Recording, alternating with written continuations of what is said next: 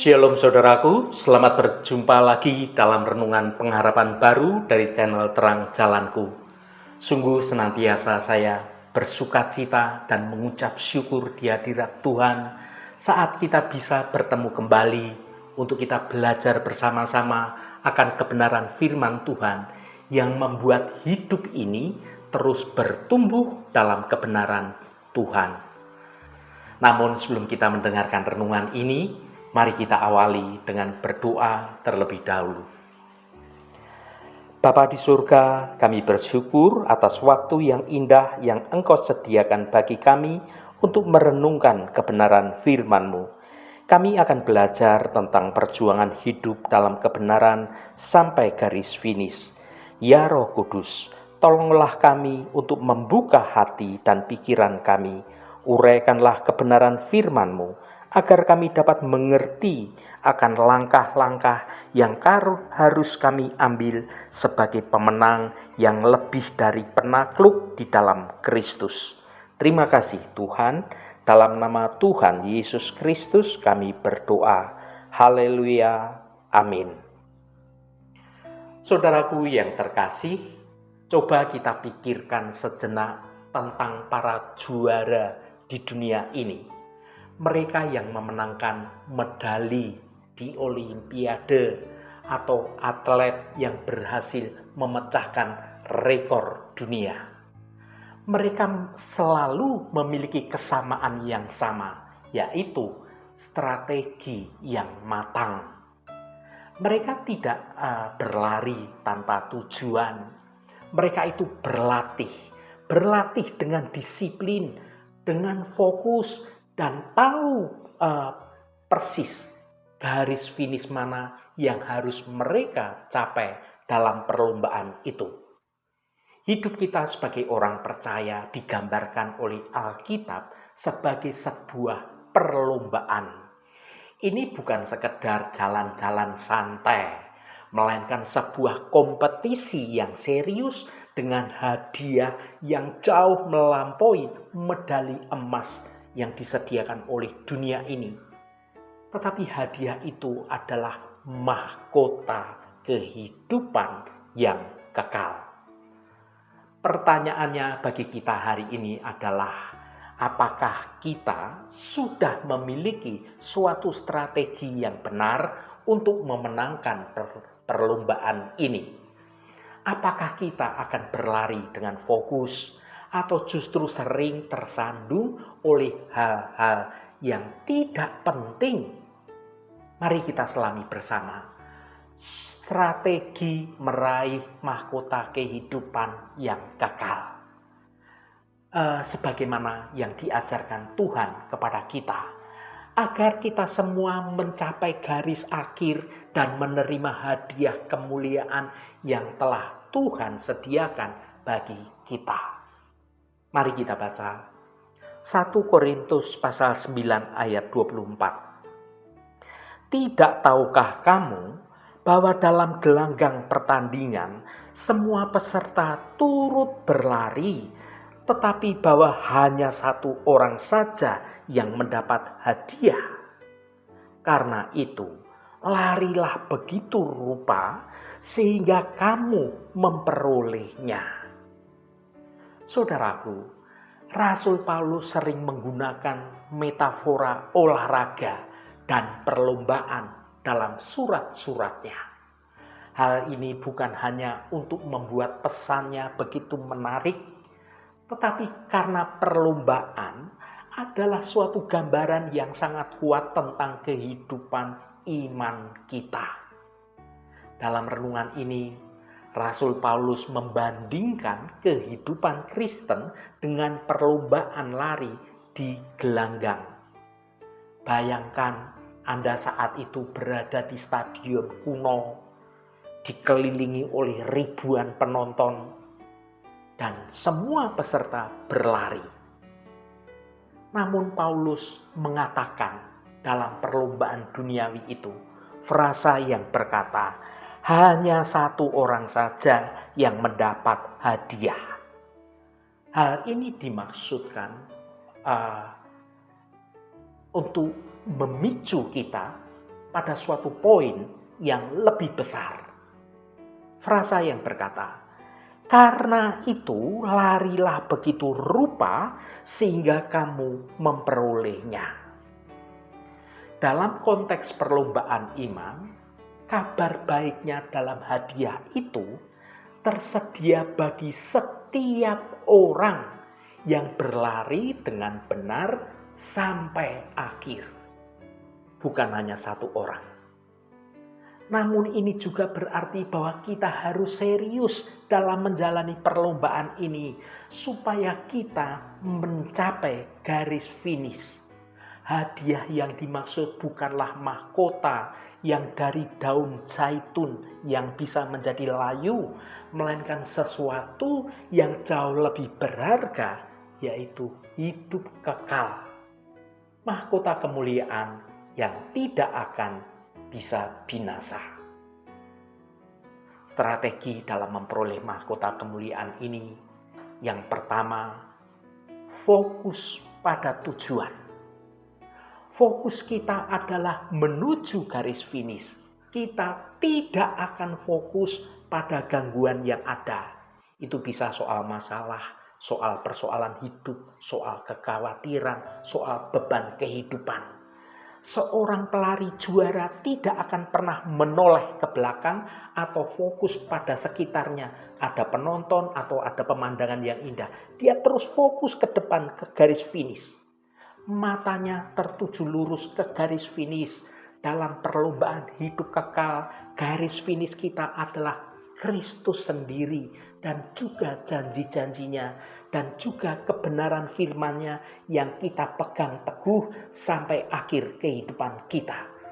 Seringkali kita ini teralihkan oleh berbagai macam gangguan di sisi trek, di sisi tempat kita berlari. Soal kekhawatiran duniawi, soal godaan duniawi, soal kesenangan sesaat, atau bahkan juga soal berbagai macam informasi yang menyesatkan. Semua ini adalah beban yang dapat memperlambat setiap langkah kita. Untuk berlari begitu rupa sehingga kamu memperolehnya. Kita harus melakukan seperti yang Rasul Paulus jelaskan di dalam ayat berikutnya, yaitu ayat 25. Yaitu tentang menguasai diri. Kita harus membuang segala sesuatu yang menjadi penghalang kita supaya kita mencapai garis akhir. Saudaraku, apa beban yang sedang Anda tanggung hari ini? Apakah ada kebiasaan buruk? Apakah ada dendam? Atau ada rasa kekhawatiran, rasa takut yang dapat memperlambat langkah rohani Anda? Lepaskan itu semua dan fokuslah pada janji-janji dan kebenaran firman Tuhan. Yang kedua, berlatih keras dan disiplin. Tidak ada atlet juara yang mencapai puncak prestasi tanpa melakukan latihan dan disiplin yang keras. Demikian pula kita dalam kehidupan sebagai anak-anak Tuhan. Iman yang kuat tidak tumbuh secara instan. Ia dibangun melalui kedisiplinan rohani yang konsisten. Disiplin rohani ini dapat meliputi disiplin rohani dalam doa yang tekun, menjaga komunikasi yang terbuka dengan pelatih kehidupan kita, yaitu Yesus Kristus. Disiplin dalam membaca dan merenungkan firman Tuhan, menjadikan Alkitab sebagai peta jalan kehidupan dan suplemen bagi energi rohani kita. Disiplin dalam melakukan persekutuan, berlari bersama-sama dengan saudara seiman, saling menyemangati, saling mendorong, saling mensupport. Saudaraku yang dikasihi Tuhan, Rasul Paulus menyatakan bahwa ia melatih tubuhnya dan menguasainya agar setelah memberitakan Injil kepada orang lain, Ia sendiri tidak ditolak.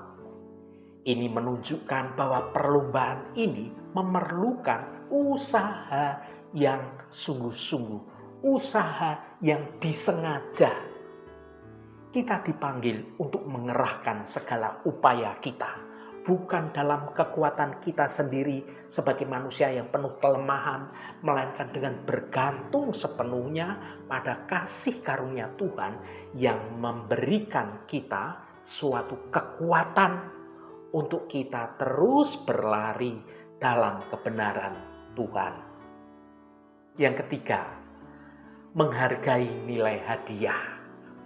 Mengapa kita harus berlari sekuat tenaga? Karena hadiahnya itu kekal. Hadiah duniawi itu bersifat sementara. Piala bisa berkarat, medali bisa menjadi pudar, dan tepuk tangan dari penonton pasti akan berhenti. Namun mahkota yang Tuhan tawarkan kepada kita adalah kemuliaan abadi bersama dengan Allah Bapa kita. Pemahaman akan nilai hadiah ini harus menjadi motivasi terbesar hidup kita dalam menjalani hidup di dunia ini. Jika kita menganggap hidup kekal sebagai sesuatu yang biasa saja, maka kita akan berlari dengan setengah hati.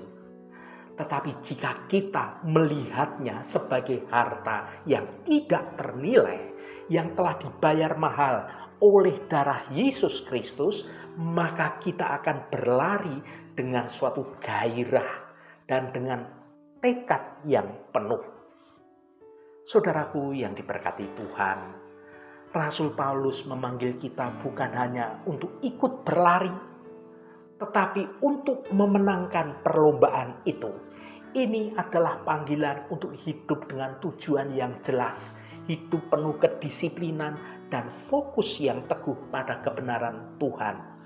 Larilah dengan segenap hati, mata kita tertuju pada Yesus, Sang Pemimpin dan penyempurna iman kita. Mari kita berlari hari ini bukan seperti orang yang tidak menentu, tetapi sebagai seorang juara yang tahu persis apa yang dia perjuangkan. Haleluya, Tuhan memberkati kita semua. Mari kita tutup renungan ini dengan berdoa. Bapa di surga, kami bersyukur atas firman-Mu hari ini yang mengingatkan kami bahwa hidup ini adalah sebuah perlombaan. Ajarlah kami untuk melihat tujuan akhir, yaitu hidup kekal bersama Engkau, bukan sekedar hadiah sementara dunia ini. Berikan kami strategi dan fokus yang benar, seperti seorang atlet yang berjuang dengan gigih. Tolong kami untuk menyingkirkan segala beban dosa dan kelelahan yang dapat menghambat lari kami. Kuatkanlah hati kami agar kami tidak lari dengan sia-sia, tetapi berlari dengan penuh disiplin menuju garis akhir yang sudah Engkau sediakan bagi kami. Biarlah kami hidup hari demi hari untuk menyenangkan hati Engkau, sehingga pada akhirnya kami boleh menerima mahkota kemuliaan yang tidak akan pernah bisa binasa. Terima kasih Tuhan, segala hormat, pujian, dan ucapan syukur hanya bagi Engkau Allah yang kudus. Saudaraku, bukalah hatimu dan tengadahkan tanganmu. Terimalah berkat Tuhan. Tuhan memberkati engkau dan melindungi engkau. Tuhan menyinari engkau dengan wajah-Nya dan memberikan kasih karunia. Tuhan menghadapkan wajah-Nya kepadamu dan memberikan damai sejahtera. Berkat anugerah dari Bapa Surgawi, cinta kasih karunia dari Tuhan Yesus Kristus, dalam persekutuan dan penghiburan Roh Kudus, menyertai kita semua sekarang ini dan sampai selama-lamanya. Dalam berkat Tuhan Yesus Kristus, haleluya, amin. Puji Tuhan, saudaraku semua, biarlah melalui renungan pengharapan baru dari channel Terang Jalanku ini, iman kita semakin bertumbuh dalam kebenaran firman Tuhan. Saudaraku, saya sangat senang sekali dan berterima kasih. jika Anda berkenan memberikan komentar pada konten video ini dan bagikan renungan ini pada teman dan sahabat Anda agar mereka diberkati juga melalui renungan ini. Terima kasih saudaraku, sampai bertemu kembali. Shalom, Tuhan memberkati.